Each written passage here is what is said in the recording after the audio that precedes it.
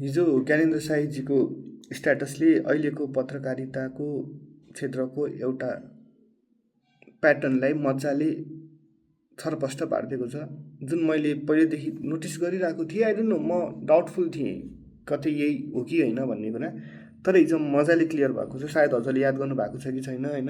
के हो भन्दाखेरि जेनजी आन्दोलन पश्चात बनेको बालेन शाहको सरकार बनेपछि उहाँहरूले विभिन्न व्यक्तिहरूलाई पक्राउ गर्न थालेपछि त्यस लगत्तै एउटा समाचार पनि छापेको थियो सरकारको विज्ञापनको पत्र पत्रिकामा, प्राइभेट पत्र पत्रिकामा दिन नपाउने, सायद समथिङ लाइक द्याट होइन।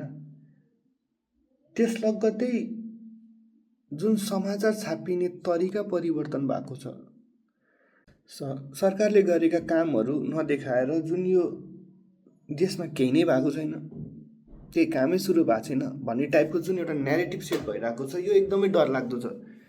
किनभने अस्ति मैले कतै सुन्नमा आयो दुध किसानको पैसा फिर्ता भइरहेका छन्, उखु किसानका पैसा फिर्ता भइरहेका छन्, र अर्को आयो सहकारी पीडितका पैसा फिर्ता भइरहेका छन्। सहकारी पीडितको पैसाकोमा चाहिँ मलाई चाहिँ अलिकति प्रश्न उठेको थियो। मैले प्रश्न गरौँ न त भनेर हेर्दाखेरि अब समाचार बनाए हो होइन थाहा छैन, किनभने मैले पनि अरूकै थ्रुबाट सुनियो। कसैले अब कामै के भएको छैन यार भन्दाखेरि होइन काम भइरहेछ, यस्तो यस्तो चाहिँ भइरहेछ है, मैले पनि थाहा पाएको। माउथ टु माउथ तपाईँको यो न्यारेटिभबाट आइरहेको कुराहरू छ। खासमा मैले यो न्यारेसन त पत्र पत्रिकाको थ्रुबाट पाउनुपर्ने होला नि त, सहकारी पीडितको पैसा फिर्ता हुँदै भनेर त। तर त्यसमा पनि अर्थमन्त्रीज्यूले के भन्नुभएको थियो संसदमा भन्दा, हामी अहिले चाहिँ राज्यको ढुकुटीबाट पैसा जान्छ वा समथिङ लाइक द्याट, कि तर हामी एसेट चाहिँ जुन डिफल्टर छ त्यो डिफल्टरको एसेट चाहिँ हामी बेचेर पैसा फिर्ता दिने हो, वा जति दिएको छौँ वा त्यो चाहिँ हाम्रो ढुकुटीमा आउनेवाला छ। पत्रिकाले यो प्रोसेस चाहिँ कहाँ पुग्यो भनेर सोध्ने होला नि त, होइन र? कि पत्रिकाले यो क्वेसन लेख्ने हो कि पत्रिकाले कुन चाहिँ नेता कुन चाहिँ होटेलमा गयो भनेर लेख्ने, त्यो पनि भ्रामक समाचार? आखिर त्यो त होइन रहेछ।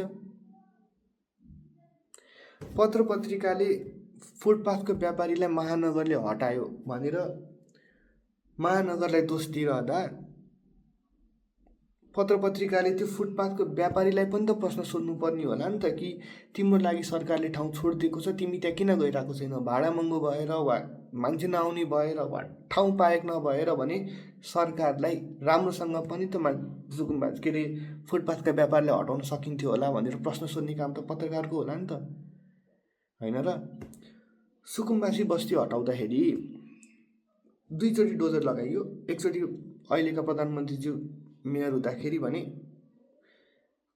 अर्को पटक भनेको अहिले प्रधानमन्त्री हुँदाखेरि होइन। पहिलो पटक डोजर चलाउँदा समाचार महानगरको मातहतमा आउँछ, त्यसैले दोष महानगरले लिन्छ। अहिले आउँदा यो सबै जनताको हिफाजत राज्यको, त्यसैले यो सबै दोष राज्यलाई जान्छ। यो दोहोरो चरित्र किन?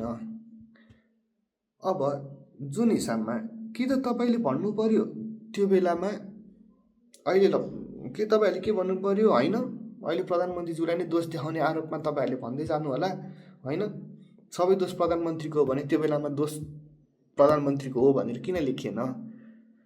र मेयरको हो भन्नुहुन्छ भने यो पालि किन मेयर, हाम्रो काठमाडौँको मेयरको नाम आएन? एउटा प्याटर्न के देखिएको छ भन्दा, राम्रो काम गरे महानगर, नराम्रो काम गरे भन्ना मतलब नराम्रो भन्नाले कन्ट्रोभर्सियल कामहरू जुन चाहिँ लाइक गाली खाने नै काम हो, त्यो भए राज्य। यो प्याटर्न जुन हामीले देखिरहेको छौँ, यो प्याटर्नले गर्दाखेरि हामीमा पत्र पत्रिकामाथि क्रेडिबिलिटी चाहिँ अब चाहिँ कम भएको हो। त्यो चाहिँ आई एग्री, किनभने तपाईँहरूले सायद सरकारको विरोधी गर्दा पनि वा राम्रै काम गर्दा पनि हामी विश्वास गर्ने ठाउँ नै छैन।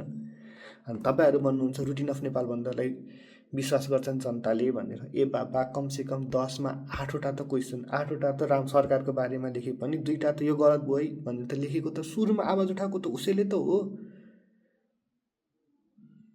लाइक सुरुमा भन्नाले फेरि हरेक उसले चित्त नबुझेको कुराहरूमा यो चाहिँ के हो, यो सम्बन्धित ठाउँमा ध्यान जाओस् भनेर, होइन र? भनेर हाम्रो काम पनि देखिराखेको छ, उसैले लेखिरहेको हुन्छ। अनि